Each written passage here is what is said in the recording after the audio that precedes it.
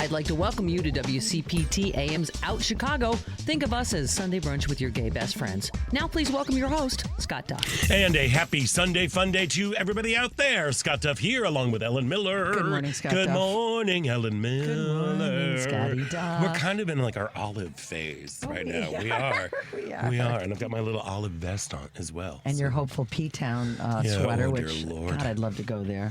You know, so long. it's so pretty. I don't think I could go again unless it was like after the season. Because I went after the season during COVID and like the end of COVID, and it was. I just the thought. Well, no. Just the thought. Being there, you know me. I don't like crowds. I know. Yes. And it is a very narrow, basically just one long street, and I could not imagine. I get very freaked out. Yeah, it's been. It's so pretty though. 30 It is years the most. since I was there. It is like the most beautiful place on the planet. I love Cape Cod. I mean, come on. Yeah, Kathy's never been. Come on. There we go. Well, I recommend going in like September after Labor Day. Yes, I love all our traveling in Europe and all over is best when the kiddies are back in school. There we go. There aren't too many kiddies around. There are more than there used to be. Well, a little bit, but there's still. I saw a fair amount of strollers back in the day, and everybody was like, "What's happening to P-Town?" Sort of like Boys Town here. Yeah. But it's a desirable place to be, and Well, there we go. even the straight people are coming. They sure are. They sure are. And we hope that the straight people are coming here today as well. We've got lots to talk about. We sure Everything. do. Also, hey, happy Passover to those who celebrate. Indeed. I will gladly accept your invitation to your Seder. Hello. Hello. He's throwing it out there. Love Seder. One more tonight, Love huh? Seder and love some food. I think it goes all week. Oh, does it? And also, Happy Palm Sunday. Happy Palm Sunday To those who that celebrate. And apparently Greek Easter is matching up with American Easter. Stars have aligned, and both Easters are next Sunday. That is kooky. Yes, That is kooky pants. Sure But hey, there is. we go. But we've got a great show. We're going to be waving palms and everything for everybody. Last on April 1st, alderperson Nina Martinez Rutherford was reelected to the Madison City Council. She is the first trans person elected to the position, and we're going to check in with her on the general vibes in our neighbors to the north. It's also a really interesting story. She suspended her campaign before the election. Her name was still on the ballot, and people kept voting for her. And that's how she got reelected? Yeah. So do we know why she's suspended? Yeah, she was like, I just need to take some time and everything. We're But going to she find out decided some if more the people- information. yeah, we'll She's find like, out. People want me, I got to come. well, yeah. And she's like, this is a big responsibility, and trans folks aren't necessarily always invited to the table. And when I get this invitation, I got to answer it, She's right. So very excited to catch up with her. She's also a good buddy of mine from her days of the yes, comic, I remember So that, I believe yeah. she's still performing too. We'll find out all about what's going on in Madison. I would love to know just the vibes of like what was happening up there with the Supreme Court race and Musk coming in. So I guess we'll kind of get the 411 from her. see what's going on over there. And State Senator Sarah Feigenholtz, whose work on healthcare access, AIDS funding, mental health equity, environmental protection, and modernization of the hospitality industry has earned her a statewide reputation as an effective and energetic leader. And the senator joins us in the second hour. Wonderful. And we're going to chat with Dr. Susan McConnell, Executive Director and founder of Let It Be Us, an organization whose mission is to provide collaborative, innovative solutions of effective recruitment and placement for children in Illinois foster and adoptive care. And actually, the senator is going to be featured on a panel this week as well. So it's kind of everywhere, dovetail. yeah. She's everywhere you want to be. I'm just going to call her Senator Visa. Everywhere we want to be. And of course, we would love to hear from you. So give us a call at 773-763-9278. That number again is 773-763-9278. Of course, you can find us on Facebook where we are coming at you live. Just head on over to Out Chicago Radio. And while you're there, give us a click and a like and a share. But if that doesn't float your boat, you can always tune in on WCPT, AM 820. And while you're at it, follow WCPT and our sister network, Heartland Signal, on all of the socials. And I think you can even download the podcast on wherever you get your podcasts. You can ask your smart speaker to play WCPT. Spotify, Apple, There we go. All that wherever, good everywhere. stuff. There we are. Anyway, Yeah. Ethel Miller, how are you doing today? I'm doing pretty well, thank you. Yeah? I think a lot of people are doing the best they can right Holy, now. this week has just been like, what is going There's on? a lot of volatility and fear, and other than that, everybody's fine. But I'm trying to make the best of it. We had Kathy's brother, wife, and 2 kids. Kids had never been to Chicago before. Oh, wow. Ages 13 and 10. Oh, fun ages to go around. And nice kids. We went to the Magic Lounge, which you and I are big fans of. The one in Andersonville. Good times. And they had a kids show that was a lot of fun. We went to that on. Were you in the main room, or was that in like? No, it was in the main room. In the main love room. that. And it was that room was so sold gorgeous. out. Fantastic. Sunday afternoon, 3:30 show. And then on Tuesday, we went to the Cubs game. It was one of the coldest on record. It was very cold on Tuesday. But we bundled up and we had a ball. We had a great time. And All right. the kids loved it. And my favorite part, when Henry, the 13-year-old, was leaving, he announced, as they were waiting for their Uber to take him to the airport, y'all, they're from Marietta, Georgia. So he says, y'all. They say y'all. Mm-hmm. Y'all, I just want you to know, I can now consider Chicago my second home. Oh, well, there we go. And we are 4 proudly days. open. Hello, I fell in love with her too when I came to visit my aunt around 13. Okay, and I said, come to Northwestern, Scott Duff's alma There mater. we are. Yeah. Live downstairs. He's already excited to come kick out our tenant downstairs. Oh, and good. As a third. Yeah, so As a 13-year-old. 13. So I find that we had a great time with them, and then. What else happened? I went to a couple of birthday dinners this weekend. All right. For you? For me. Okay. We're extending the birthday dinners. Yes, There we I are. had a lovely, my friend Ellen, who's a listener to our show. Oh, I've met Ellen. Yeah, we you went and met at the Magic That's Lounge, right, we went oddly enough. together. There we are. She's a fan of yours, too. And we went to Charlie Martin's, a new restaurant on Clark. It's kind of a speakeasy vibe. It was I really love a nice. speakeasy it was vibe. good. It was real fun and had a good vibe. And then my brother and his partner cooked us a fabulous dinner last night. How wonderful. Yeah, so I feel very loved and blessed and happy and fed. And fed. I gotta lose a couple. A No, couple. girl, you Just look a great. couple. Stop. Just a couple. It's fine. So just, talking to people. I went to an App Properties event that I get invited to every year. And everybody's like, hey, how you doing? It's like, yeah. And then inevitably the elephant in the room comes up. Because our business is affected when people aren't feeling confident about the economy and the interest rates aren't going anywhere. Yeah. And, everybody's just like, buckle up and, do the best we can. My neighbor, Peter, is a chiropractor. And I was talking with he and his husband, and it's like hairdressers, chiropractic. They hear everybody talking about their, what they're thinking about. And he said he's talking a lot of people off ledges. I mean, we have to keep each other going. We have to focus on the positive where we can. But these are challenging times. Yeah, and it's really important to find community in these times too. Yes. My week was kind of like filled with just kind of Aaron. I am so ready for spring. I can't even tell you. Even though I've got this cold going on, I'm like this weather this week. I'm like I cannot do the gray anymore. It's driving me kooky I know, pants. the sun was out the other morning. I was like, yes. And I'm like, let's go. Oh, there we went away. Yeah. Hopefully, I think it's trying to peak out right now. But it's one of those things where I'm like, I get it, Chicago. You are Chicagoing super hard right now. Yeah. We get it. I understand that spring happens like in June for 4 days, and then we get summer. I get it, but I'm like, I'm still not happy with it. Like this for my weekend, I was able I got to stay home, and I just wanted to putter and do stuff. Did you do like planting things or getting I repotted. ready? I repotted some stuff, to put inside. I gave a pep talk to all the plants that had been moved in since October. I'm like, all right, kids, we got 3 more weeks. 3 more weeks before we can go outside. They're happy. They're hanging in there. They're doing okay. But and I went and I bought a new. I know I shouldn't be doing this because it's economically these times. With an economy like this, I went and bought a new table for the outside, little dining room table. I've been stalking it, and they got it on sale. Where'd you get it? Oh, I'm not going to say. Okay. But it's because I can't afford all the cool places. But but I found one that's I've been stalking, and it was great. So I've got a new table coming. We that makes you feel good. Put about out the cushions. My dog, my poor sweet dog, all he wants to poor little Emmett Otter. Emmett Otter, he's 13. He's got epilepsy. We both have elderly dogs right now. Dogs, yeah. And all he wants to do is just sit outside. and hang out. So we were able to hang out outside last night a little bit. He was really urging me to start a fire pit so we could extend the time. He just kept staring. Did you do that? I did not. Yeah, No, I didn't. He urged you, but you told I urged him, him. I'm like, it was a little too eventually. chilly last night to really hang out, especially with this cold and everything. Yeah. But as I was running around, I'm trying to look at like plants and stuff. I bought seeds. Decided I've thought about that, and then I always go, oh, I can't.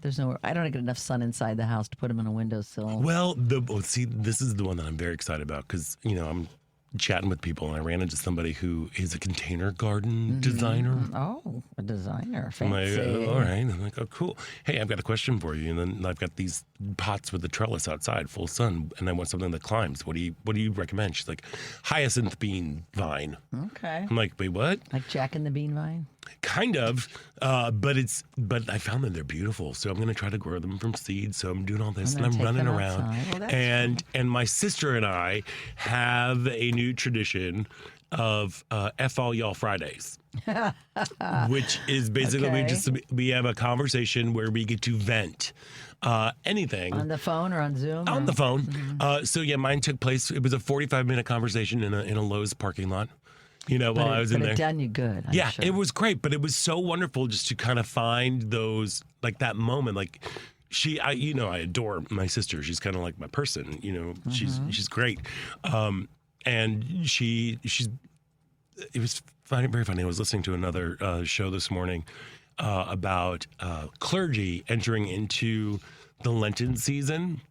And how busy they are. Yeah, and how it's a big change for folks, who observe Lent. They slow down, but the clergy speed up because there's so many extra events. There's the Lenten message. There's all that stuff that's going on. We're entering into Holy Week, which boy, oh boy, having experienced it with my sister, it is a marathon. It is just a marathon. And so we take time just to kind of just to be people and be real with each other and just check in with how are you doing? What's going on? Are you taking time to, where you're finding your joy in these times? So we're kind of doing our joy homework as well at the same time. And I think it's really, really important just to find those folks in your world and just connect with them, even if it's just shooting off a text message or something. I have a friend who is relatively new to the activism world, so I've just been dropping her a line and like, "Hey, how are you doing? How are you? What's going on?" She'll be like, "I woke up was just so horrible." I'm like, "Okay, great."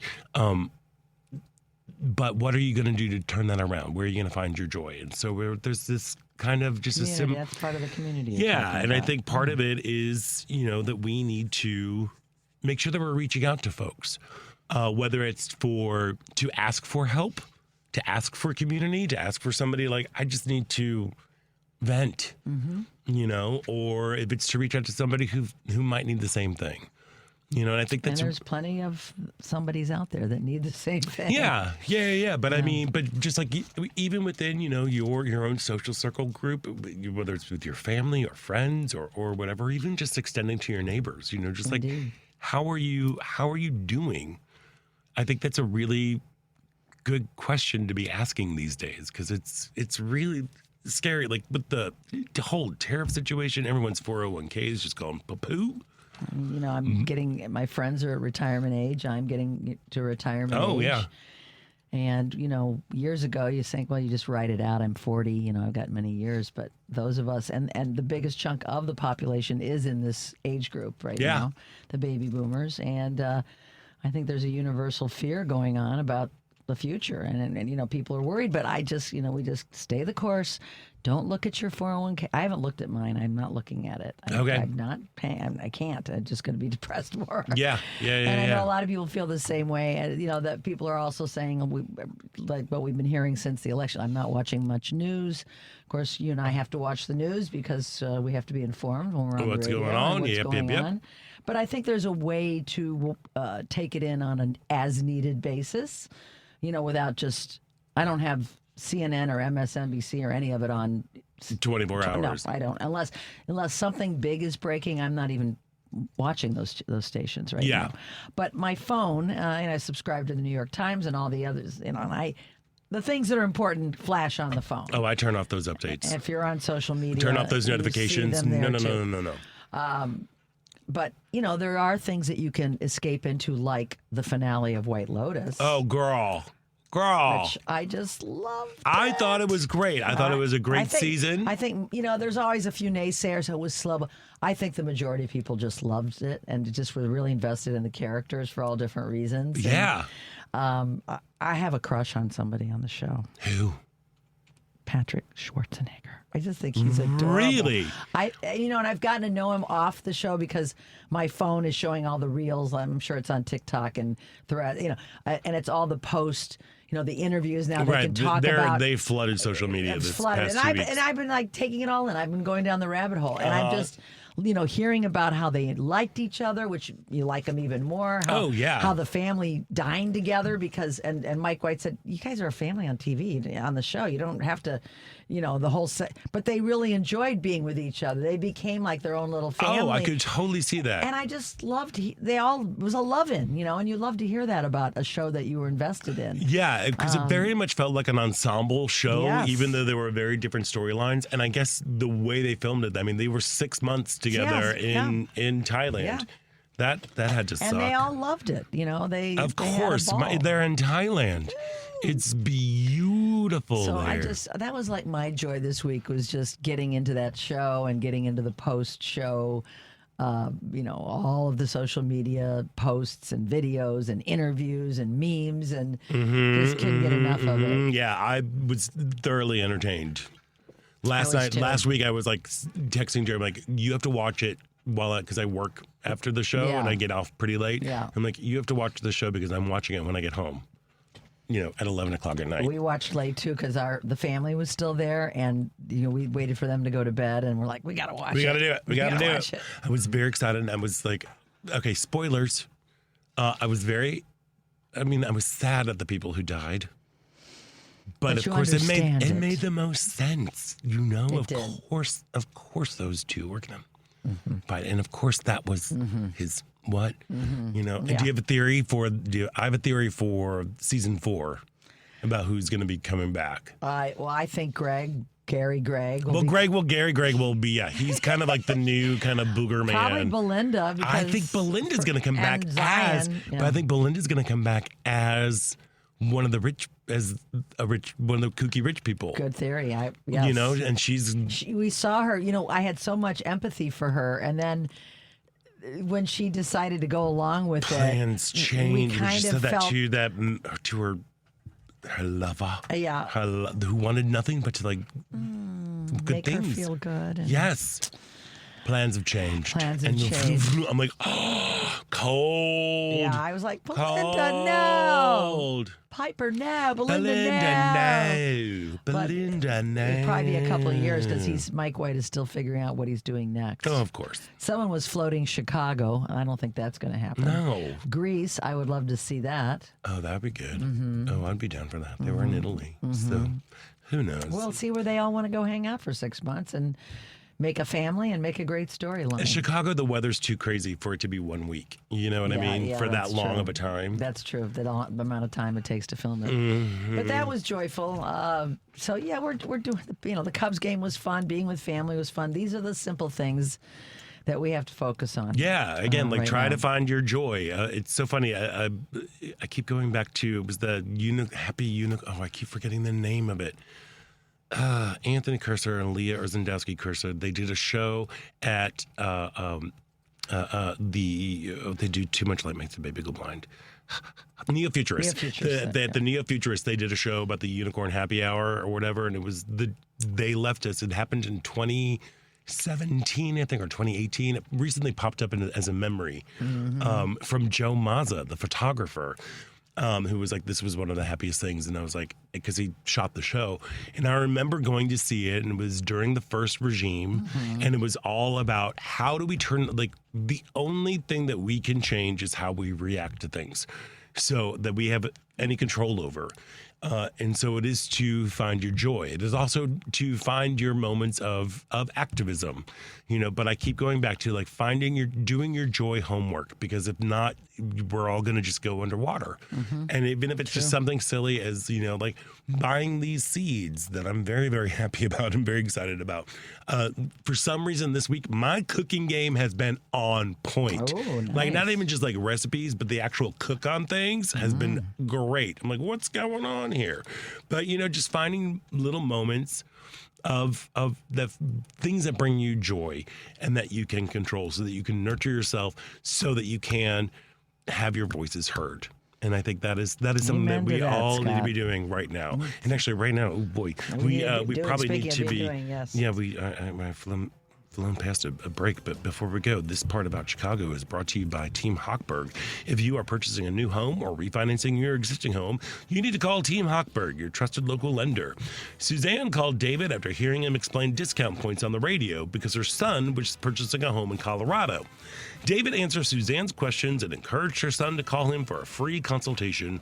Suzanne was so impressed with the service David provided, she wrote this 5-star Google review.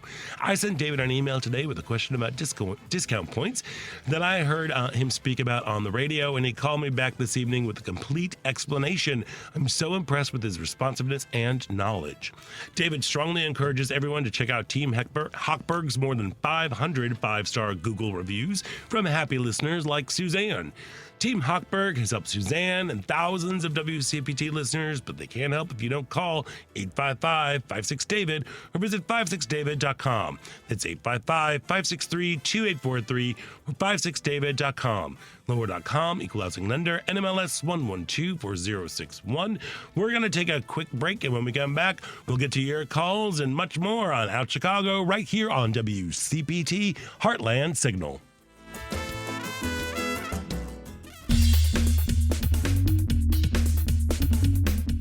I'm Amanda Civitello with Creating Iris. Welcome back to Out Chicago on WCPT. Welcome back to Out Chicago. Scott Duff here, along with Ella Miller, as we're just rolling along here today on a, hopefully we've rounded the bend and spring will slowly be making its way in. Slowly is the key word. I know, that's the thing, but now I'm impatient. I am too. Little flowers are starting to pop up. You're like, please don't freeze. They're Chicago crocuses. They're like, what? What? Come on, I'm a flower. Come on, I can do it. I think my tarragon is up. I noticed when I was leaving the house today. Yeah, really? He's coming up. Well, you better watch that one. I know, I love cooking with tarragon. I know, but you better cover it because is it inside or outside? It's out. Oh. But it's just coming up naturally. So, all right, we'll see what happens. We'll see what happens. Hey, and you can also see what happens tomorrow on Choose Views. Richard will be back at the mic, and his guests are Sarah Jones, managing editor and co-publisher of Politicus USA, and Rich Logis and Jason Riddle of Leaving MAGA. Choose Views weekdays from 6 to 8 a.m. Central on WCPT AM 820. And the Heartland Signal website, TuneIn, YouTube, and Facebook, and all that good stuff. So start your week off with people leaving MAGA. Yeah, that sounds like great. That sounds great. We've been talking about how it's been just such an annoying week, as so many weeks are. This whole tariff situation, and then pulling it back. Like, everybody hates us. Everybody hates us.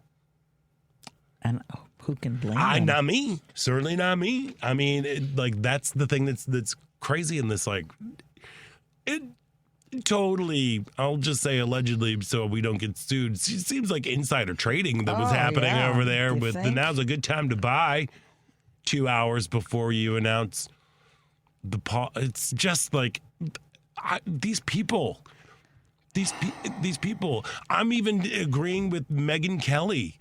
What did she say? Girl, she was going after Kristi Noem, who's head of the Homeland Security, being like, girl, you are not an ICE agent. Stop cosplaying as an ICE agent with 25 pounds of hair, 30 pounds of makeup, standing in front of them like she's like with the rifle ICE pointed at the other agent. Yeah, of course she thought it was her dog.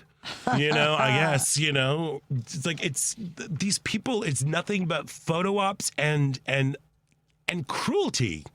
is really what it's coming down to. Cruelty is the word I've been using as well, Scott. There's immense cruelty on the part of Republicans.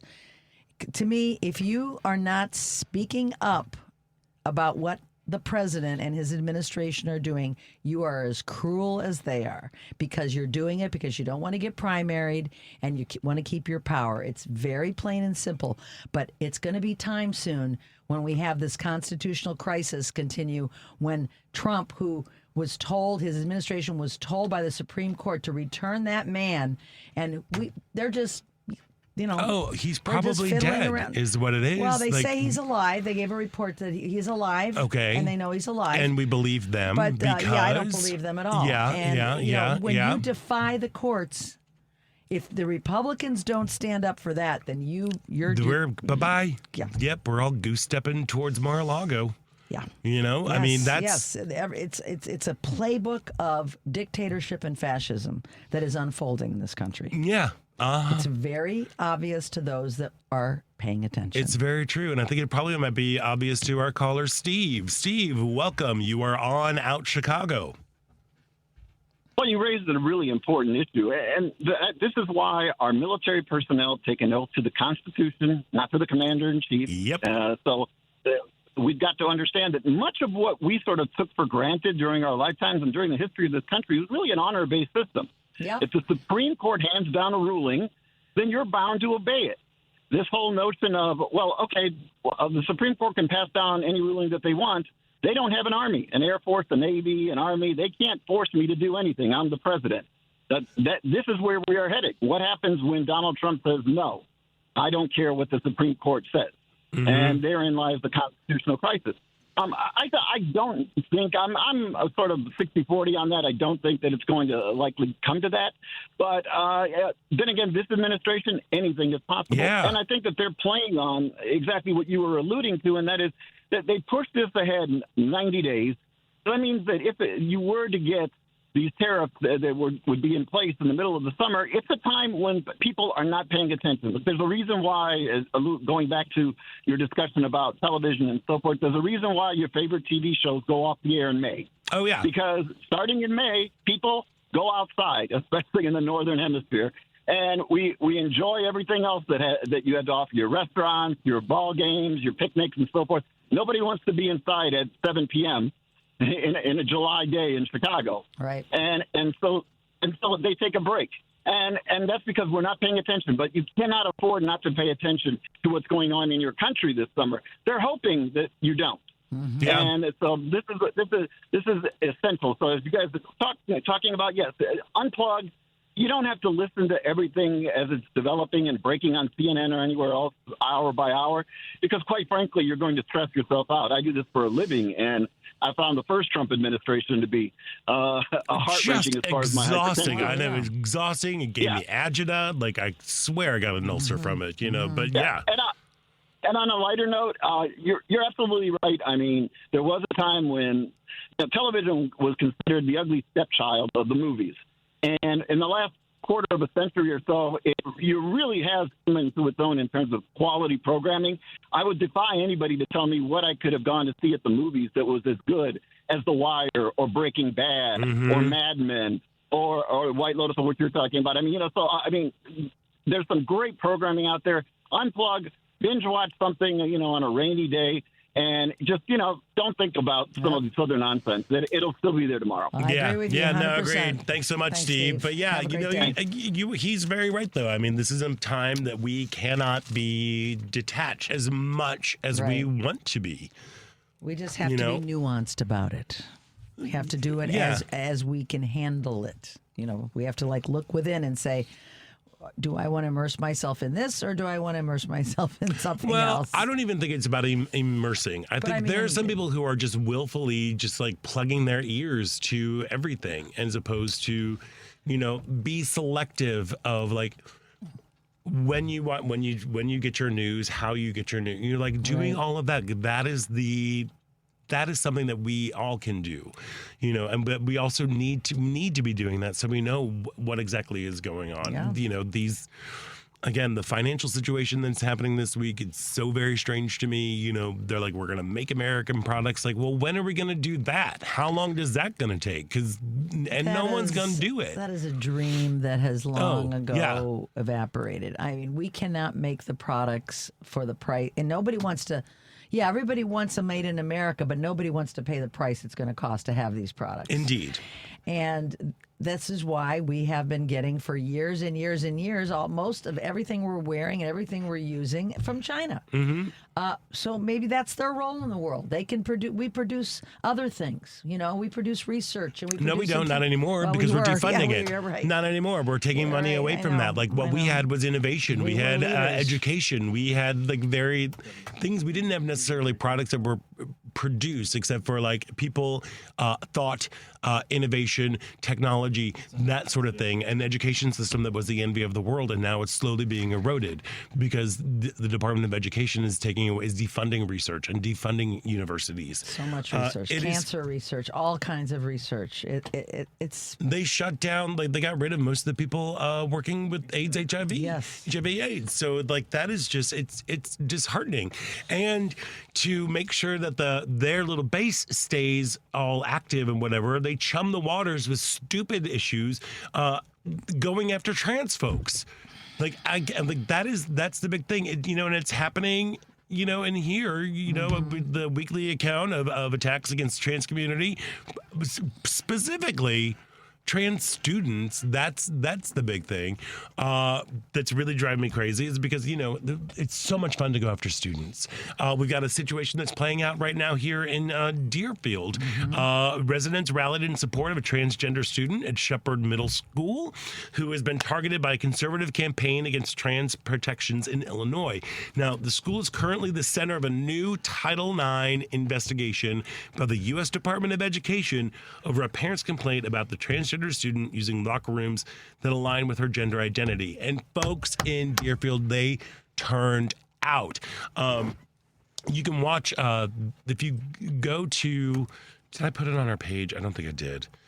You can find the entire school board meeting that's happening, but the school board is in support. In a statement, District 9 109 Superintendent Michael Simic asserted that the district was committed to upholding all local, state, and federal laws which protect trans people's access to facilities that align with their gender identity.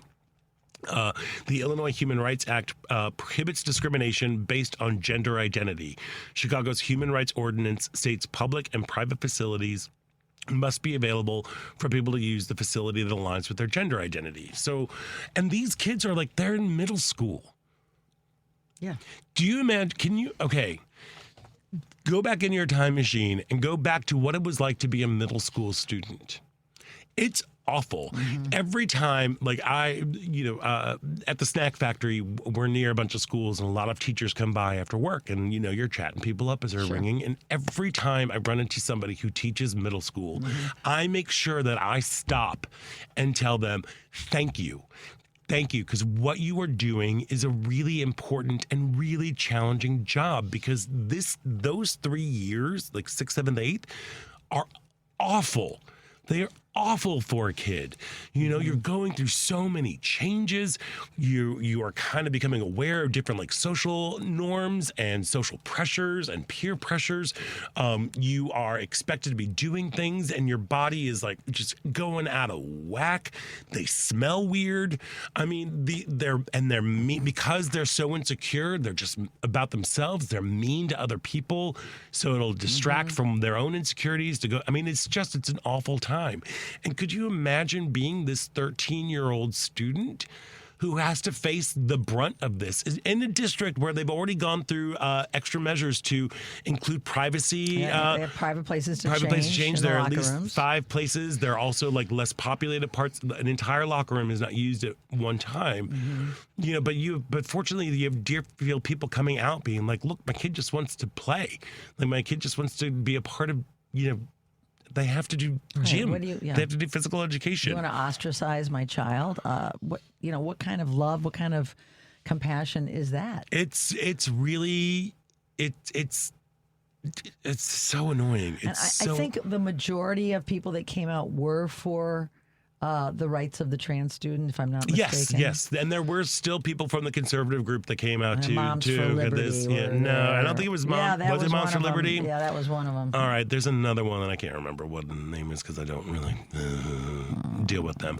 But actually, the whole video of the school board meeting is at WindyCityTimes.com.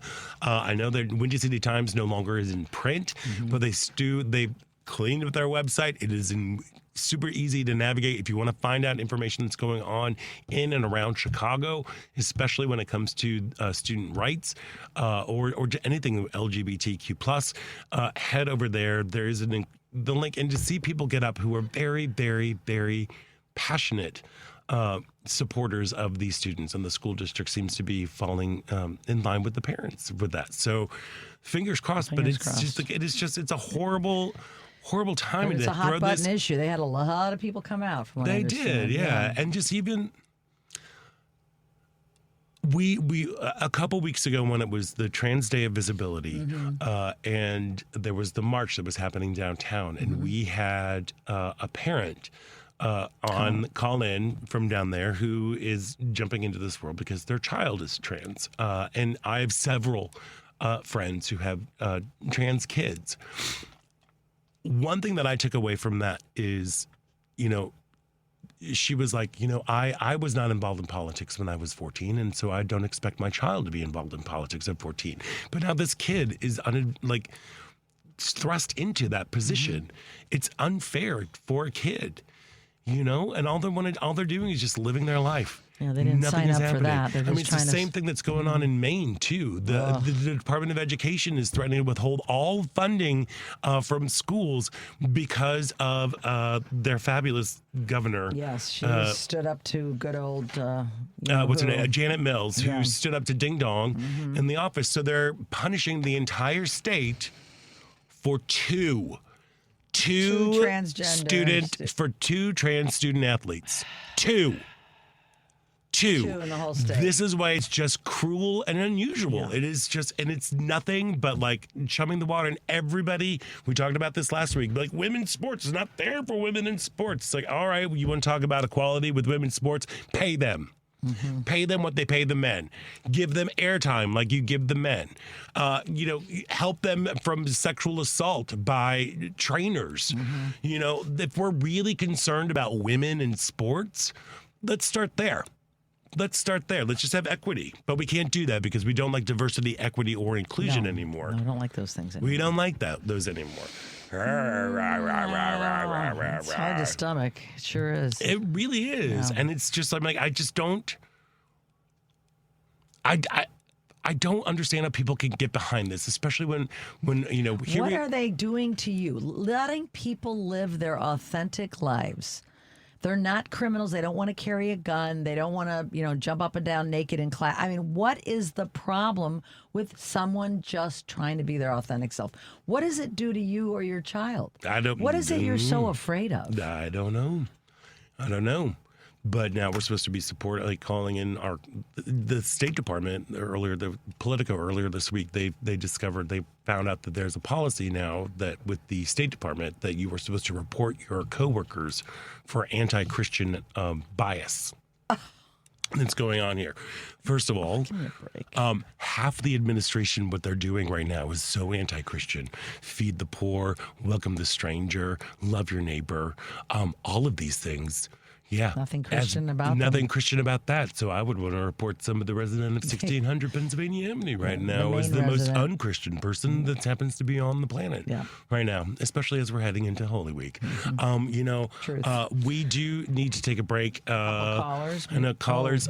We might be able to get to you, callers, so hold on. But we are going to be speaking in the next segment with Alderperson Dina Nina Martinez Rutherford, who was reelected to the Madison City Council, and she is the first trans person elected to the position. So we're gonna check in on her as she was reelected, see what's going on with the second term. So please stick around. You're listening to Out Chicago right here on WCPT Heartland Signal.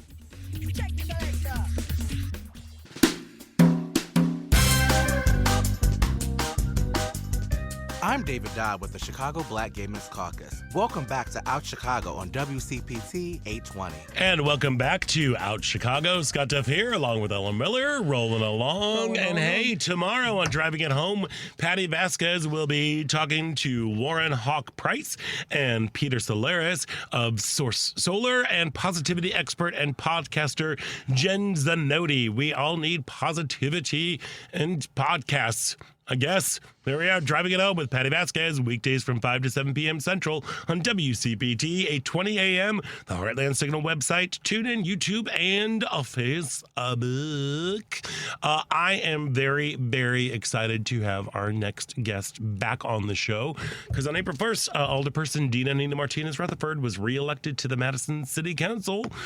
Woohoo, and what a journey it was. Joining us now is Alderperson Dina Nina Martinez Rutherford of the Madison City Council. Welcome back to the show. Oh my gosh, thank you for having me. I love hearing your voice. I'm just giggling now. How are you, my friend? I'm well. How are you? You know, I'm hanging in there, not going to let go. That's where I am. Yeah. That is where I am these days. Right? No matter how much the nails dig into anything, you're just there. Oh, yeah. I'm not trimming these suckers. I need to get some good grip going on there. Hey, congratulations. This was quite a race, as you had suspended your campaign. Yes, in January. Yeah. So what can you tell our listeners a little bit about your decision to suspend in January, and then how you ended up being reelected? Well, the second part is going to be harder to explain. Right. But... Yeah. Yeah. Well, no, I can explain it. You're just such a one. You are. They need you. That's what it is. They need you. Yeah. Thank you. So in January, I was looking at all the choices I had ahead of me and all of the things that I had ahead of me. And I was just like, I don't have enough time to run a campaign effectively. Right.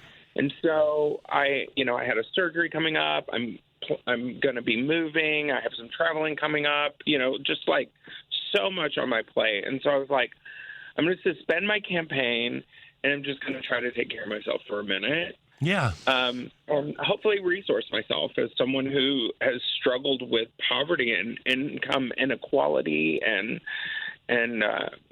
housing and food insecurity. I needed to look after myself for a minute. So for the last 2.5 months, I did that and had a lot of things happen. And then all of a sudden we had a couple of really contested races. And so I went to support my friends who were running again and fighting really hard to regain their reelection.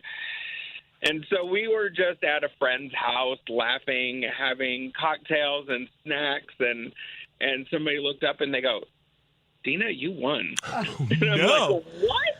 Oh, my God. Yeah. Well, I guess it's because you did such a bang-up job the first go-round, and it's because you said there was an article, I believe it's the Capital Times, it's the Madison paper, that was saying that, you knew that your name was probably going to be on the ballot, and then people just voted for you because you're you. Yeah. Because you do come a place from learned and lived experiences, and as you were saying, of, income inequality, of housing insecurity, of food insecurity. And those, I remember, were the big things that you were trying to push for during your first term. Absolutely. Yes. And, broader acceptance of transgender people. Like, I hope that individuals see what a normal life I live and abnormal at the same time. Right. Right. Yeah.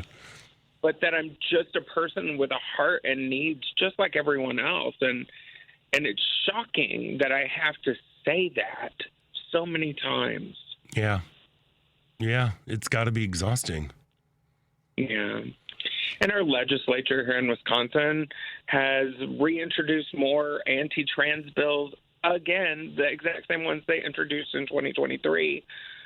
So I am up there telling them what's what and advocating for our community and showing up at the city, on the city level, and just doing what I can for broader acceptance and care for a community that faces so much adversity right now. Yeah. It's one of those things that, I've been talking about. What is it going to take for you to get out of your house and take to the streets, or get out and have your voice heard? And there's something so... like you are that in action. You are showing up like, okay, everything is so big. Like, even like you were just saying, on a statewide, it's a lot. But if you can focus in smaller into your direct community and make a difference, that to me is one of the most noble things a person can do. So thank you. Thank you. I also have to say that my district really showed up for us. Yeah. Like, I can't tell you the amount of people that kept coming up to me. Hey, I voted for you anyway. Hey, I didn't vote for you, and I'm mad that I didn't get to vote for you. And so many people who were like, we're so grateful that you showed up. Man, the gratitude that I have for that is vast and deep and wide, Yeah. So have you had to really change your mindset, Dina, about, your mind was thinking about other things, as you mentioned, taking care of yourself, and now you've been called to duty here by your constituents. How are you balancing this, and how are you approaching it now that you have an unexpected position again with the city council? Right. I think I approach it the same way I always approach everything, is like as fully and wholly as possible, and wholly, WHOLLY. Yeah. Just to be clear. But I always try to show up authentically as who I am, and as compassionately as I can, especially for the most vulnerable. And so my job right now is to pull people into community and lean on the people who are in my community when I need their help. And so I think that's one of the things that we never acknowledge as people in politics and people in government. It takes a lot of emotional energy, a lot of showing up for people when they need it, and a lot of denial of self, which is great. And also, community is here to stand alongside you when you need it most. When I am exhausted, I will reach out to the people that I love to come alongside me and hold me up so I can get a few more steps. And because this isn't about me, it's not about the office of alder. It's about the future of our country. It's about the future lives of trans and queer and even cis people all around this state and country, so that they don't feel so alone when they don't have community to lean into. Mm-hmm. Does this support that you got, this unexpected support, make you think about doing something even more, going for even a higher profile office to help the cause?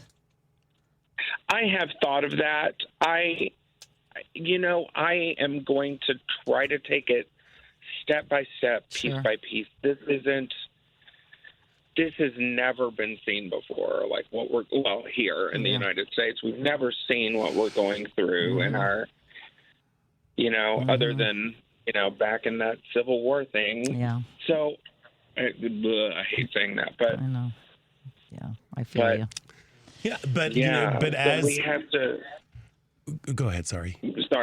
We just have to show up for each other and care for each other as wholly and authentically as possible, and that's what I try to do. Yeah, and that is one of the things that we've been trying to say. Like when the big picture gets too overwhelming, go micro, go start looking at what you can do. Whether it's like in your community, your city, as you are doing right now, or even smaller than that, your neighborhood, whatever. There's something that doing something that it can affect your immediate life is really, really powerful. And, one of the things that I'm taking away too, you said, I believe this was when you accepted the second terms, like we have to hope and we have to have something to believe in. So let's keep believing. Let's keep building. The possibility doesn't only live right here. It lives everywhere. It lives in District 15 and in all of us. And Nina Martinez Rutherford, I am grateful to call you friend. I am so proud of the way you are showing up in the way that you can show up, and just know that you are a remarkable human being who is truly looking out for the well-being of a community. So thank you for that.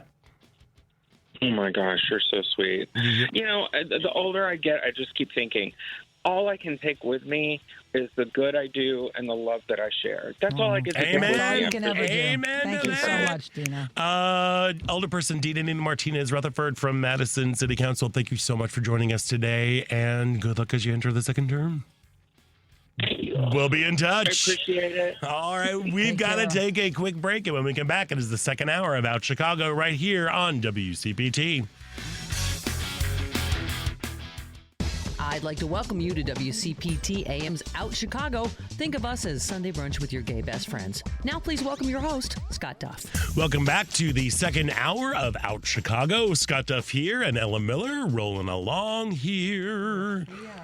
Oh, there we are. Oh, Ellen's mic is done on right now. Not here. Oh, there we go. Am I here? There you are. You are here. I'm actually I hear here. you and I see you. Oh, that's right. And also on Monday on Live, Local, and Progressive, Jonas Pizzito will be joined by Writers Theater Artistic Director Braden Abraham, Chicago Tribune investigative reporter Ray Long, Dan Schaefer of the Recombulation Area and Civic Media in Wisconsin, and American Writers Museum President Carrie Cranston on the new exhibit, American Prophets, Writers, Religion, and Culture. Live, Local, and Progressive, weekdays from 2 to 5 p.m. Central on WCPT, Chicago's Progressive Talk for 20 years. And also, I'm so happy right now to have our next guest on. She's been serving Illinois' 6th District as state senator since 2020, and we are so grateful to be joined by State Senator Sarah Feigenholz. Sarah, welcome. Senator Feigenholz, welcome to the show. I'm sorry to be so informal.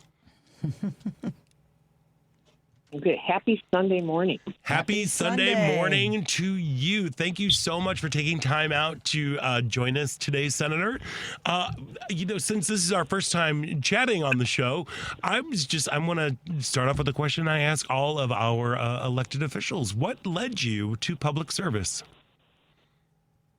Well, I wish I could tell you that I woke up in, my freshman year of high school and said, I want to be a state senator, because that is not the case. Oh, yeah, no, not at all. I know for many people.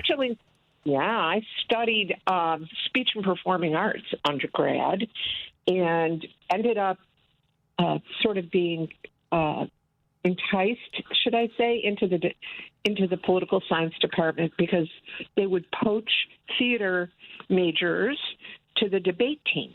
That totally makes sense. Mm-hmm. Being comfortable in public and speaking and all that good stuff. So that's how it happened. And then I got hooked and double majored and became very interested in international politics as well as government. And life just happened. And I ended up working for then State Rep John Cullerton, who went on to the Senate and then became the Senate president. And when he decided to leave, I was in the Illinois House for right. Yeah, he kind of fired me and made me run. Oh, no. Okay. Tough love. You're doing it. Come on. Exactly. He's like, I did it. Now you can do it, and you'll be great. And if you lose, you can have your job back. Well, there we go. Job security and somebody behind who's 100% behind you saying you can do this. Amazing. Yeah. He was an amazing mentor, and to this day, when he calls me, I jump. It's like once staff, always staff. Mm-hmm. So and wonderful mentor, just a great human being. And I was very, very fortunate to meet him. First of all, I want to say hello and thank you for being on, and happy Passover, Sarah, to you and your family today. So thank you so much. I know you're fighting the good fight. I follow you. We're friends. Tell me right now what your biggest hope is and what your biggest fear is right now for what's going on from where you sit in the state government. Well, I think that if we think back to our 4 years with the current leader of the free world, Donald Trump, we wondered when he was going to be gone. And all of us, did anyone here feel that he could ever get reelected? I thought he'd never, especially after January 6th. There's no way this country will elect him again after that. Yeah, how stupid I was.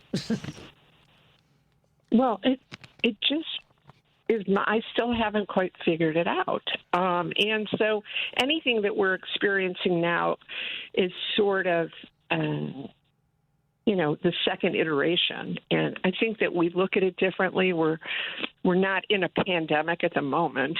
And I just thank God we're in Illinois. Let me put it that way. Yeah. I feel the same way, yeah.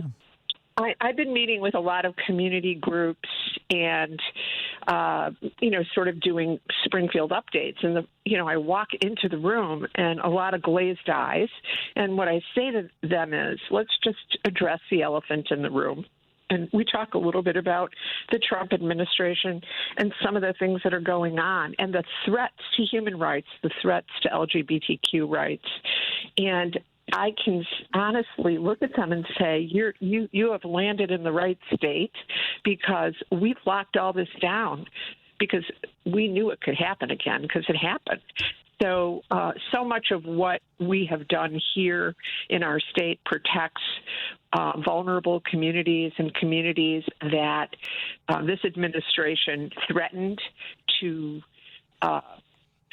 take rights away, threatened to remove the right to choose, threatened our guests from other countries running from oppressive governments. And honestly, you're in the best shape you can be. I say stay in Illinois. Oh, absolutely. Yeah. That's how we feel. What about these threats about cutting off federal funds if our state does not comply with federal ICE agents in their deportation efforts? Are you worried about that? Is that something that you think he could actually get away with? Well, Ellen, the event that you and I saw each other at the other night, I was sitting next to Dr. Garofalo. I think you may know him. He works at Lurie, and he does a lot of research and works with gender-affirming care, things that are important to the community. Yep. And he told me that in 3 days he lost 17 grants. Wow. 17 grants. Wow. Yeah. So, but, we're the kind of state that will rally. And here's what why I'll tell you. For every door that closes, another one opens in Illinois, because we have people who say, well, I guess we're just going to have to raise the money and pay for it ourselves because we are going to continue this work. And sitting at another table was someone from a foundation who is, and I can't divulge it, I can't, because it's their story to tell, right. But we will have, we may not be able to replace all of the money, but the spirit, our spirit will not be broken. And we are going to continue to do the work and take care of the families who are involved in, who are, in the pipeline for whether it be kids coming out, whether it be everything, just abortion. I don't want to go, we don't need to go into detail here, but I'm sure the listeners understand what I'm saying. But we're, Illinois is not, this is just temporary, and we could figure it out. We will rise. Yeah. I love your confidence and optimism. I know the spirit of Chicago is we will, and that feels like it is taking over the state of Illinois, which is thank goodness. So it's not just Chicago. Scott, it is not just Chicago. This state is blue. Yeah. Well, but there are some places, which leads to my next question. There are some places that are red, especially downstate, a little bit further south of us. What is that conversation like with some of your Republican colleagues who might be, down from downstate? Oh, I really don't want to talk about this. Okay. I'm sorry. You know what? When I got to the General Assembly, I could tell you there were so many moderate Republicans. Yeah. And I'm still looking for them now. But the downstaters, I believe in the House, they're called the Eastern Bloc. Oh gosh. Okay. That's a rather dubious nickname there for them. I think that the good news is that but I think it's more partisan than it is. I think it's more partisan than ideology. And there's not a lot of it. The good news is there's not a lot of it, and hopefully people will be respectful.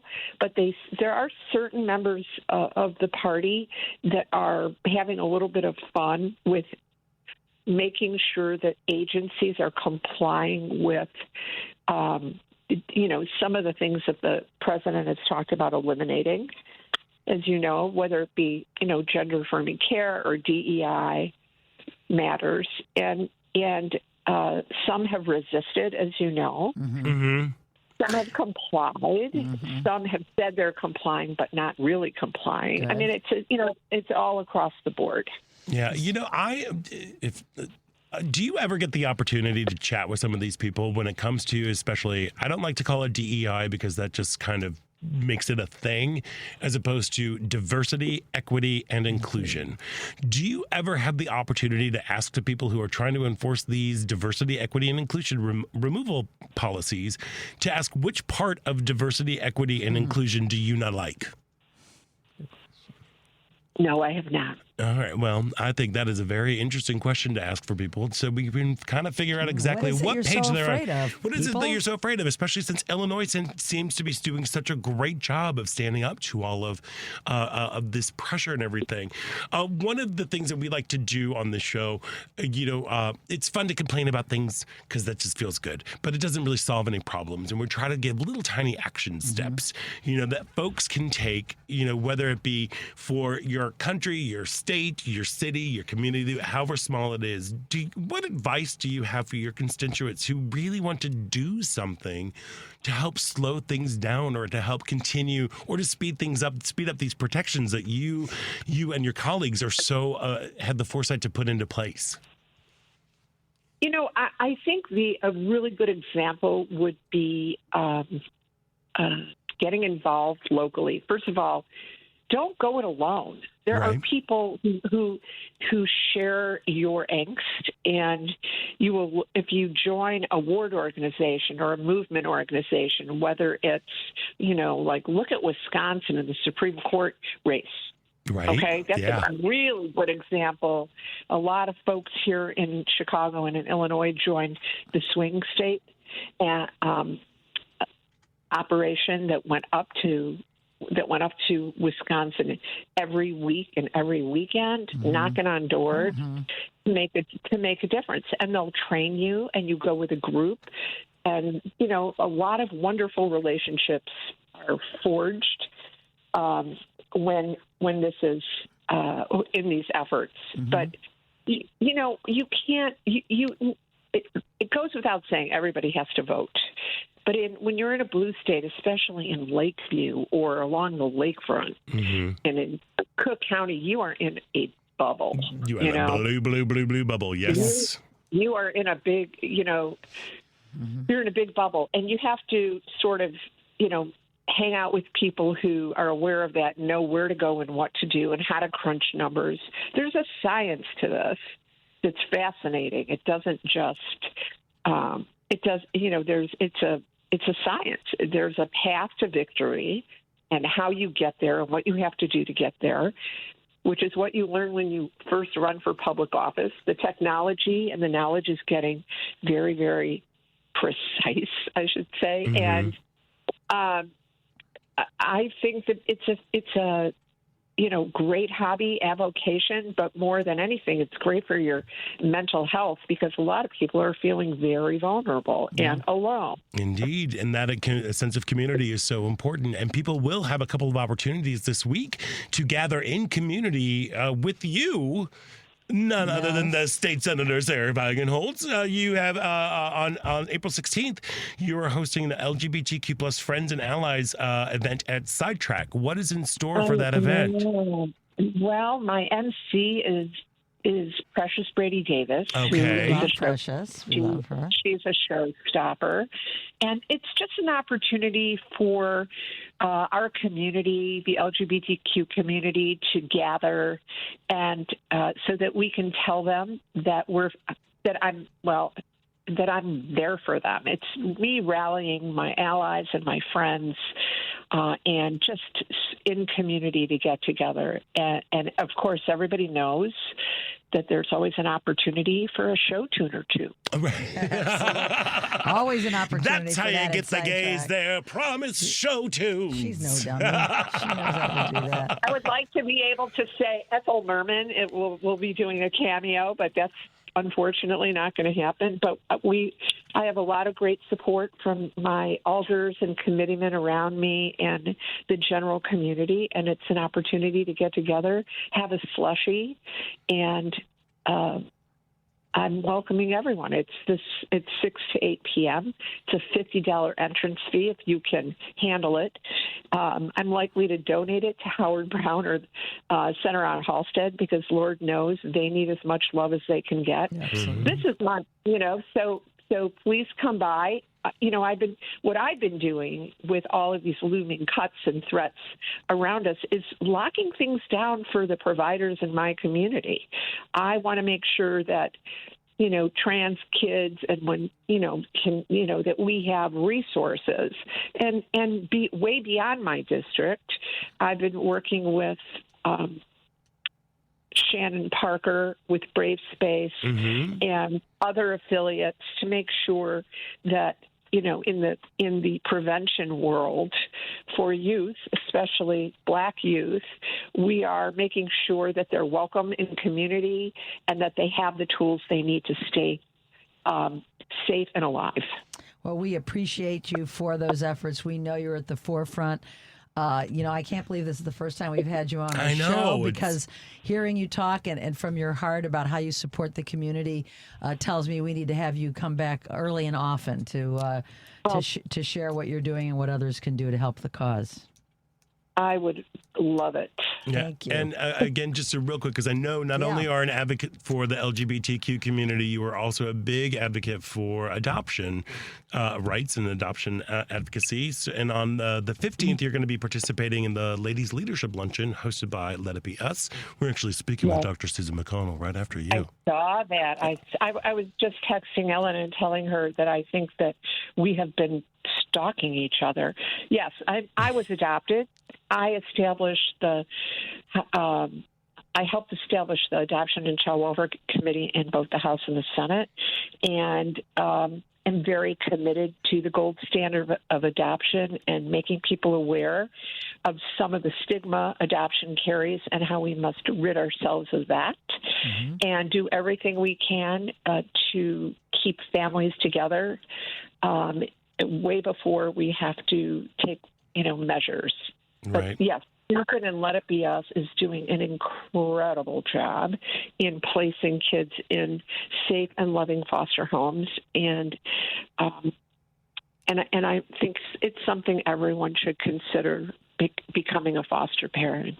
Beautiful. Well, and this is why the folks of Illinois 6th District and everybody in Illinois is thrilled that you are our state senator. Indeed. Senator Sarah Wagenholtz, thank you so much for taking time out to join us today. Yes, and have a nice Seder with the family, and we wish you a happy Passover. Well, cannot wait for that second box of matzah, Susan. Ooh. Oh, I'm telling you. You're making us jealous. I love it. I love it. Senator, thank you so much. And best of luck this week having community with folks here in Chicago and all the work you're doing in Springfield. Keep fighting the good fight, Sarah. I know you are. Oh, You know I am. I know Thank you, are. guys. Have Thank a you. great day. See you Bye-bye. Wednesday. See you Wednesday. Thanks. There we go. All right, we've got to take a quick break. And when we come back, there's more Out Chicago right after this on WCPT Heartland Signal.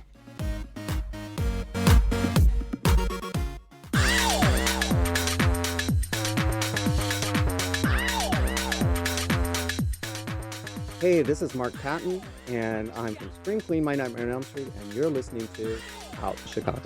And welcome back to Out Chicago with Scott Duff here, along with Ellen Miller. Moseying along. Yes, we are. Feeling inspired by people who are just showing up. That's right. Doing the good work So that's out important. there going on there right there. And speaking of folks that are doing the good work, Let It Be Us, an organization whose mission is to provide collaborative, innovative solutions of effective recruitment and placement for children in Illinois foster and adoptive care.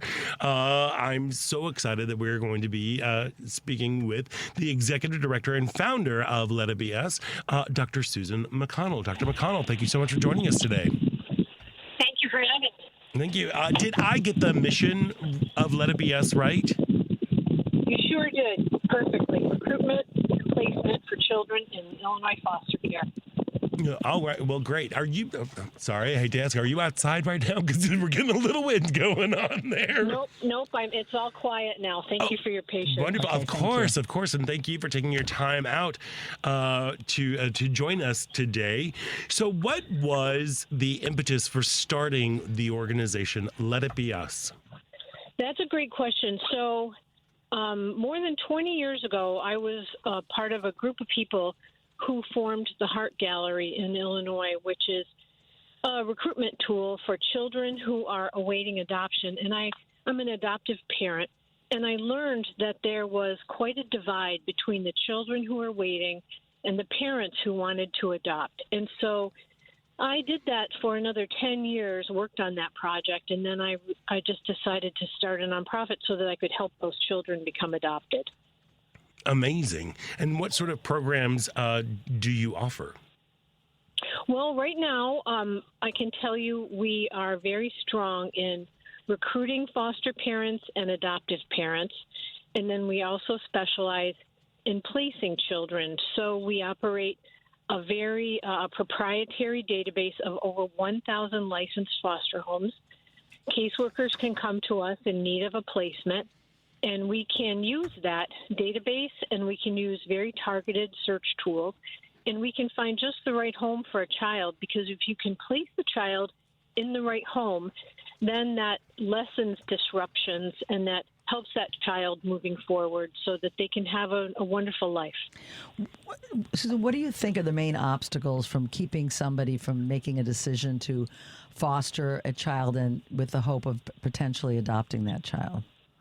Honestly, what we're doing today is we're raising awareness. I believe it's awareness. I believe they just don't know. And let me tell you one more thing. It just doesn't cost anything. This is what I believe is the future of adoption. Domestic adoptions, the numbers keep going down, as the same for international adoption. These numbers are growing. This is a family building opportunity. Doesn't cost anything. A child who is adopted through foster care is able to go to a state college for free. So, and there's a lot of support for these kids and for these families. So it is a wonderful family building opportunity. It really is. I Probably had don't not known about that with the state schools. What is the process? You know, you said you have this wonderful database of 1,000 foster families. What is the process for folks who might be interested in fostering or becoming one of those families? To me, that seems the most daunting too, just to make sure that, you know, you can even qualify. Well, that's a really good question. So people think you have to own your home. You do not need to own your home. You do have to have an open bedroom. You need to be financially secure. You don't need to be rich. You don't need to be married. You need to be able to care for a child. You need to pass a federal background check. And then you need to go through training. It's over 40 hours. DCFS does it, and that's so that you can care for a child who's been through trauma. So it's very important training. So it takes a while to get a license. It's a very important license. This is for serious people. It's serious work for serious people. And what about age? Is there an age limit or restriction? There isn't. You just need to be capable of taking care of a child. All right. Well, there we go. Now, with this work of creating like recruiting and placement of Illinois foster and adoptive care folks, where does the LGBTQ community fit into that? That is another good question, because that community has been discriminated against in the past. The doors are open. This is a chance for them to become parents. And don't forget, we also have children in foster care in need of placement who are also within the LGBTQ community. So there's the perfect lineup right there. Yeah. And do you, by any chance, have the numbers of like how many kids are currently within the foster care system? Like how big of a population are we talking about? In Illinois, we're talking about 18,000 children right now. Wow. How many are available for adoption? That remains to be seen. It's at least 10%. It may be more. There's new legislation that is helping children stay with family. Maybe it's extended family, and that's wonderful. That's great. But they are identifying ways for children to either stay with families or identifying whether they need to be adopted, and identifying sooner so that children don't grow up in foster care, because foster care is supposed to be a respite, short term. It's not supposed to be a childhood. So historically what's happened now is it's become a childhood, and then that's a terrible thing to age out of foster care without a family. Right. So now they're trying to say, let's either figure out if this kid can stay home or let's try to find an adoptive family. Wow, that is really important work that is happening. Let it be. How? So I know we tried to have you on, I believe, last week, but you were down in Springfield, out there lobbying for I'm assuming these policies. How active of a lobbying group do you have with Let It Be Us? Well, it's such an interesting time, because I'll have to tell you the doors are open. Legislators are interested. There's a new director of DCFS. She's been with us for a year now. Her door is open. Like, change is now. This is our time. It's just a wonderful opportunity in Illinois now. We've ranked very, very low in all of this, so now we're really ready. We're so happy at Let It Be Us. We have this contract to manage all of the foster care adoptions in Illinois. So we're ready to make change. Congratulations on that. That's big. Is there is this a big radical change from what is currently being offered, or is it kind of just like a tweak of like, hey, let's look at it from this angle? Like, is it a big radical change, or just something like, oh wait, over here? Am I making any sense? I'm sorry. I think it's it's a great perspective. No, it's a huge shift. We had 22,000 children in foster care. Now we have 18. Wow. We don't want children in foster care. Right. Mm-hmm. And there's some different categories for foster care. I know there's specialized, therapeutic, traditional, emergency. Yes. What differentiates them, and what would somebody that was thinking about being a foster parent, which of these? How could they choose which would fit them best? Sure, that's a great question. So emergency foster care is for someone who's interested in helping out short term. Therapeutic is for someone who's interested in helping out with a child who has more significant needs. Mm-hmm. Maybe someone who needed to be hospitalized for a while, or someone who was in a group home for a while. And what would that foster parent look like that would want to take on the child that has the therapeutic need? It might look like a nurse. Okay. It might look like a teacher. Okay. And then we have specialized foster care and traditional foster care. So traditional means they've been through less trauma. Specialized means they've been through more. And then we have children who have medical special needs. We have emotional special needs. So what you really have is an array of needs of children, and then you try to recruit an array of families with different skills and gifts and match them up. So if our listeners out there are hearing this and thinking this is something that they are called to do, it does feel like a calling, because it's selfless. It's relatively selfless in terms of let's help these kids out. What would be the very first steps of beginning this journey towards becoming a foster care parent? We've made it so easy. You simply go to letitbeus.org. You go to events and you sign up for an event. You can sign up for an event to learn to be a therapeutic foster parent, emergency foster parent, specialized or traditional foster parent, or how to adopt through foster care. You can attend all of them, or you can simply get in touch with us, make a phone call where there's an 800 number, or you can simply complete a form. There are multiple ways to reach us and multiple ways to work with us. Amazing. And, you do have an event that's coming up this week on the 15th, Tax Day. Ooh. What is on the docket for the event? So that is called the Ladies Leadership Lunch. And we have Senator Sarah Feigenholtz, who came to her family through adoption, who's speaking to us about girls in foster care and their outcomes, and adoption and how adoption plays a role in their outcomes. It's at the Union League Club. We still have some tickets available, so if anyone would like to go, they're welcome to come. And then in May, we have a giant fundraiser downtown, which is just a beautiful, beautiful event called Be Mine. And again, all of these are on our website under events, and people are welcome to come and be with us. Amazing. And for more information, to find out about all of the incredible programs that Let It Be Us offers, or if you are interested in becoming a foster parent, foster family, you can head over to letitbeus.org to find out more information and to grab some tickets for some upcoming events.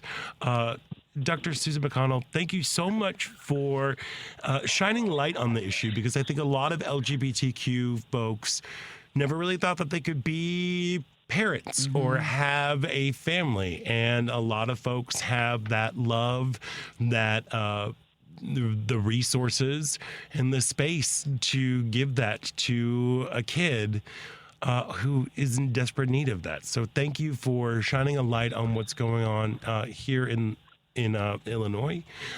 Thank you for this radical new approach. I think it's very exciting, and best of luck to you this week with the ladies' lunch that's coming up, and the big event that is happening in May.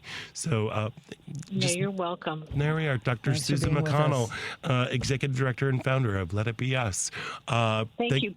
Please have us back, because this is so important. We really need to reach all communities, so please have us back. The door is always open, Doctor. Great. So if you ever have something, just give a call. Yeah. We'll come and run it. Okay. Investing in our youth is never an issue that gets old, or it always needs a light shined on it. So you can be sure we'll have you back.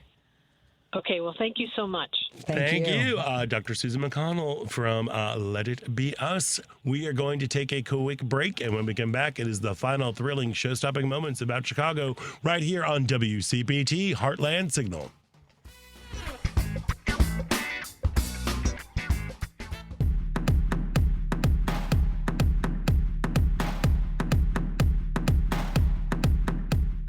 I'm proud to be Out Chicago, and you should be proud to be listening to Out Chicago on Chicago's Progressive Talk. And welcome back to Out Chicago. Scott Duff here, along with Ellen Miller, rolling along on this Palm Sunday. Yes. There we are. Hey, and I just want to remind everybody, tickets are sold out for our May 3rd anniversary broadcast at Max and Benny's restaurant in Northbrook, but we hope that you will tune in between 11 a.m. and 30 p.m. to hear Hal Sparks, Patty Vasquez, Jonas Mazzito, Richard Shue, and little old me. And you're going to be able to be there now. I'll be able to come now, too. Now, Ellen Miller will be there as well with special guest The event is sponsored by Max and Benny's, Fazio Insurance, Smart 265, the Democratic Party of Kane County, the Southland Friends of Labor, Democratic Party of McHenry County, and McHenry County Democratic Women. Oh, that's the McHenry County is the one. That's always the outlier. They have voted Republican in both in the last few presidential Well, now they got the elections. Democratic women who are coming after them, so look out. They're getting real in McHenry. That's very exciting, though. I can't believe, well, A, that you're able to join now. It worked out with your schedule. It's a bittersweet thing Right. for me. Yeah. I usually go to New Orleans every year to Jazz Fest. In fact, I've been every single year since 1988, except for the years where they didn't have it during the COVID pandemic. But I have had to make the tough decision because my pup is suffering with lymphoma and her time on the planet is limited. So even though she's doing great right now, I just know that my heart would be home if I was down there, even though it is two of my favorite weeks of the whole year that I look forward to because I get to play a lot. I get to play often. I get to play at the fest, and it does. It does. And I've been having a moral dilemma on the feeding. You know, the feeding of my. Well, you got to go on your blues crew. I mean, this is not. You should be very, very grateful. And I know you are. For having had so many different experiences and everything. And I have to look at it that way. And it's a great time, and I know it's a really wonderful time for you to kind of to feed your artistic soul because. We all need those moments of joy, finding those moments to feed the artist that is within you. You understand? I totally get it. And but I have made the tough decision that my dog is a part of our family. Yeah. And we love all the time we were spending with her, and I had to make that decision. So I will be here as opposed to be gone for the next couple. But then you get to celebrate the 20th anniversary. I'm excited about Progressive that. Talk, I'm which excited is very, about very it. exciting. I want to check the food out there too. Right? Who doesn't? Hopefully we'll get fed, right? For 4 hours. For 4 hopefully, hours. yeah, we better It'll be be. interesting to see who gets a word in edgewise with all those people. Oh my gosh, we're a bunch of jibber jabber. We just quiet. Tune in to Patty, check that out. Right? That in itself will be a reason. It's going to be like the early days of The View, when it was just everybody just talking over each other. There'll be some over talking, but we'll do our. Hopefully they'll have some semblance of organization. Oh, to I'm it. sure. And everybody's a pro, so. That'll be fun. There's a lot of things I always miss. My brother's birthday always happens when I'm in New Orleans. Kathy always celebrates her birthday in New Orleans. We'll be home for both of those. Amazing. Yeah, and there's we're in the bubble here. I mean, even we talk about states like Louisiana. It's a red state, but New Orleans and surrounding areas are very blue. So, you go from one bubble to the other. But there's nothing wrong with being here in our fair city of Chicago for an extended period of time because an extended period of time. I won't be able to go anywhere for a while. I haven't really, I was lucky enough to be on that cruise in January because I had paid for it in advance and Kathy was going to be home and it was a great week. But we're just going to buckle down and stay home for the foreseeable future, and it's a great place to be. It is. It most certainly is. A lot of plays to see and music to see. And just summertime happening in the area. Summertime. I know. Well, and again, in the May 3rd event, while we're celebrating 20 years, make sure you visit our anniversary webpage where you can find details about the special broadcast and photo and sound galleries that document our 20-year history. The address is heartlandsignal.com/anniversary. I haven't sent any pictures in. Have you? Oh no, we were asked. They asked if we. I know. Oopsie doodles. Scattered. I got to get oopsie doodles. I'll go through. I actually looked for some, and I did. I find. Yeah, maybe I. There are pictures of us from our remote broadcast when we did at GS Tequila, and Steve Grand was there. Yeah. There's stuff we went to a couple of events. Lady Gregory was our first one, I think. I think it was. Yes, it was. Oh my gosh. We did one at the Swedish Museum, American Museum. Done a couple at the Swedish Museum. We did one at that. It was a barbecue joint. The barbecue joint's no longer there, but yeah. Those were fun. I know. And we've got some photos. We'll make sure that I've totally forgot about that until I just. I meant to get those. All right, we'll get those going. We'll keep adding to the anniversary page throughout this whole situation. 20 years. And, tell a friend. A lot of people say, well, I didn't realize I meet people all the time and tell them about the show, and they're like, "You mean there's a liberal voice on radio? You mean there's a liberal talk station?" Yes, there is. Tell your friends. It's, as you might imagine, we don't have the biggest advertising budget in the world, and a word of mouth is really important to what we do. So absolutely, when they find us, they like to just listen all day long because, in these days of all the controversy, the sadness, the anxiety. This is a safe place for you to come and share and listen to other like-minded people. There's so many of them. And each with different perspectives, too. That's the thing. That's the key. And also, don't forget, if you love this show, which I know you do, you can always listen to, rate, and share the Out Chicago full episodes and featured interview podcasts. They're available on Spotify, Apple Podcasts, TuneIn, iHeartRadio, YouTube, and Amazon. Just search Out Chicago or get the links from our show page by visiting heartlandsignal.com and clicking on our lovely picture. The latest additions to our featured interviews podcast were last week's conversation with Helena Handbags, David Serta, and Carolyn Pinta of the Buffalo Grove Pride Parade. I'm getting excited. We're come June 1st. We got to match outfits. We still have to talk about outfits. Okay. I know it's going to be challenging because you're going to a graduation right after that. But I could always, But we need an outfit.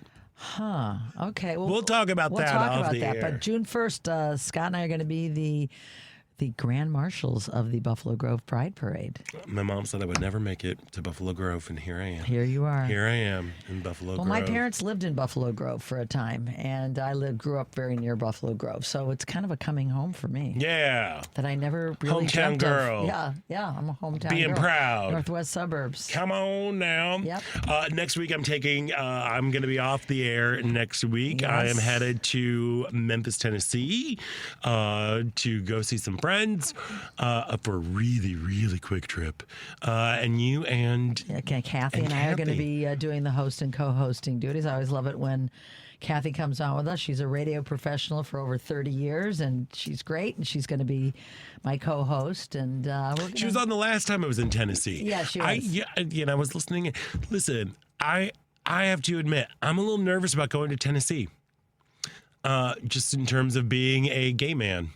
Driving through. Well, I know Nashville's a blue bubble, but what about Memphis? We have the Memphis proper. I mean, Memphis is small though. I mean, you have to remember that it's like it's a big city, but it's not like Chicago big. No, and there is definitely a blue bubble that's happened. They had to postpone their hands off protest because there was severe flooding and rain that was happening on the day, and they did it yesterday. And talking to friends down there who popped out and saw all their snarky signs, which I just love. They said they had a great turnout that happened there. There is a very big blue bubble that is happening in this neighborhood of Memphis called Midtown, but you go across this parkway and you're definitely into Trump land, and it's a little daunting. And I always get a little, I don't know, maybe I'm just being foolish and squeamish. Most of it is also like I just don't want to give them money. I don't want to give Tennessee my money. You're not going to be there super long. So. No, but still. But you know what I mean? I agree. I mean, I hate spending money on, we can vote with our pocketbooks and stay away from places that are not supportive. But, there are blue places, Fort Lauderdale's a blue bubble in Florida, and New Orleans and Louisiana, Nashville and Memphis and Tennessee. But you want to support. But even Nashville is like. Well, it's pretty more blue. purple. I mean, same thing with they go blue, but literally you go outside the city limits. Well, outside is a different story. Yeah. And it's not that far up to get outside. No, it's not like Chicago. Yeah, right. We're in different. And it's a very interesting thing. Mm-hmm. I don't know. I'm just. But what's going on now is nonpartisan. When people's 401ks is nonpartisan. When people start losing their money, you talk to people that tell you, I'm a fiscal Republican, I'm a social Democrat. Well, what are you finding in your party right now that covers, the fiscal part? Because telling people we have a president, obviously, that is just throwing darts against on a dartboard. Not even darts. He's just throwing ketchup at the wall. Is what he's doing. He's like, unstable. ugh. He's a narcissist, and he thinks he knows how to play people. He plays them like he always has, which is like a mob boss. I'm going to shake them down. I'm going to threaten them. This is a playbook that's, if you've ever watched a gangster movie, you've seen the playbook before. I know there are Republicans out there that are feeling what those of us that have been Democrats and liberal for years are feeling, which is this is crazy. And his approval ratings are starting to show it. That, I hope, is going to wake up the Republican Party because they are the ones that have the control right now. They, as we talked about earlier, they're worried about being primaried. How about worried about your country? How about worrying about the democracy that you claim to have? How about your patriotism that you claim to be a part of? None of that. If you're defying the Supreme Court, if you're making executive orders that are putting all of your people. Remember, if you're a Republican elected official, your constituents are not just the Republicans that elected you. They're everybody. Yep. They're everybody. And you can see the majority of people right now are not happy with what's going on with the Republican administration. And they got to wake up. Well, they got to wake up. They do. And grow a They do spine. have to wake up, but that's why they're canceling town halls so they don't have to answer these questions. And they're claiming that people are being paid to go there. It's the truth will hopefully come out, and there's going to be a lot more of these demonstrations as the weather gets better.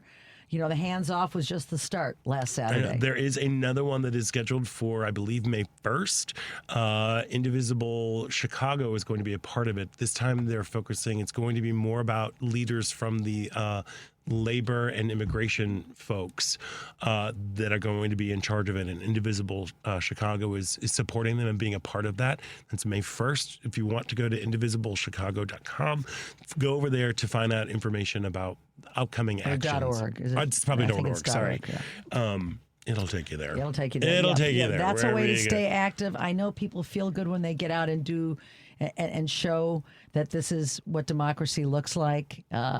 It's empowering, and I'm going to go to as many of these as I can because there's safety in numbers, there's beauty in numbers. It just makes us feel good to know that we're doing something. Mm-hmm. And they will have to take note. They will take note. They will take note. And again, this is also a message that is being sent to the world. Coverage of these protests, like the one that we had on the 5th, it really matters. It really does matter. Like you had a whole city reschedule their march because it was that important. But they rescheduled it, and that is the moment.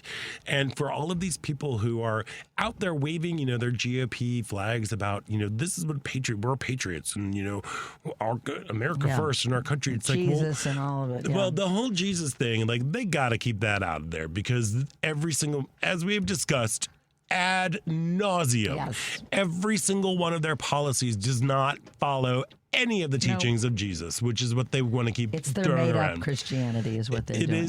It is. It's this strange sort of sect that I don't quite understand. But I also don't get it. They're all so proud about America first, make America grow.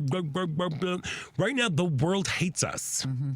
So how is that advancing any sort of American agenda? It's like an isolationist mentality. But I do believe in the majority of people. Remember, I keep harping on it. Almost 90 million, did not vote.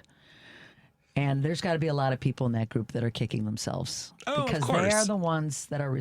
Well, of course, the Trumpers are always going to be Trumpers, but what they can do is make sure they get out and vote, make sure they get out and protest, make sure they fund the groups that need to be funded right now, that need our support more than ever.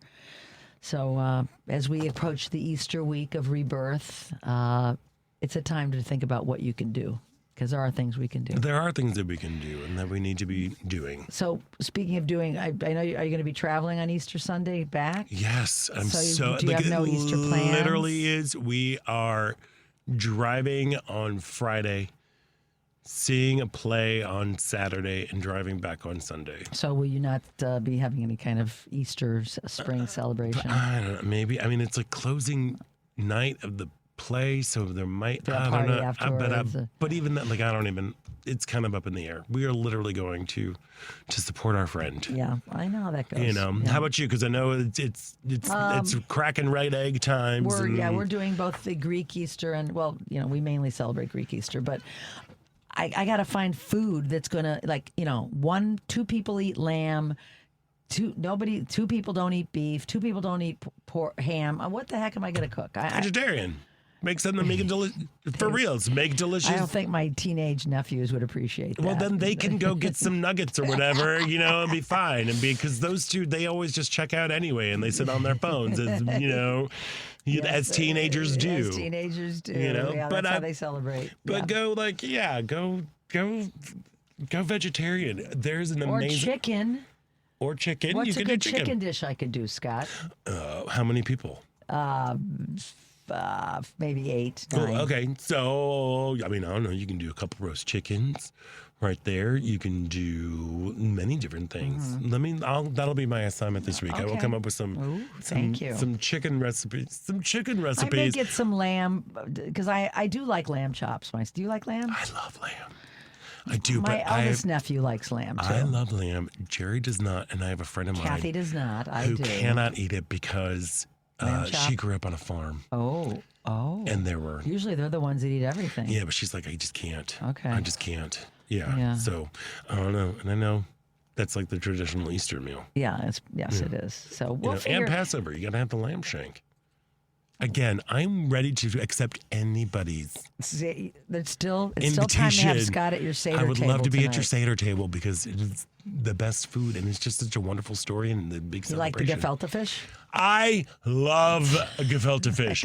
I am the only person on the planet. I love it. I love it. I love it. I love it. The ones that's just right out the jar too. I like matzah with butter on it.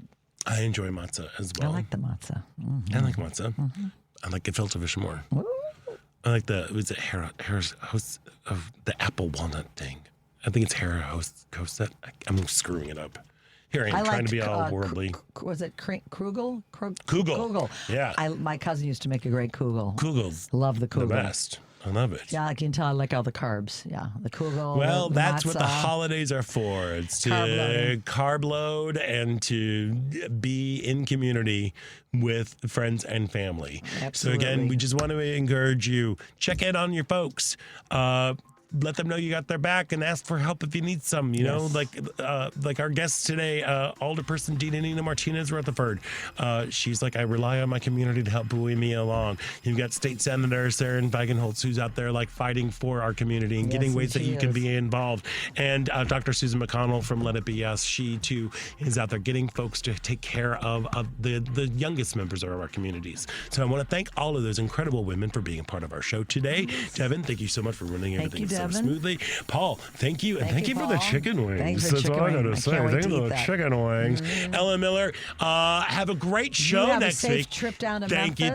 Thank you. I will. And I'm Scott Duff. And until next week, stay proud.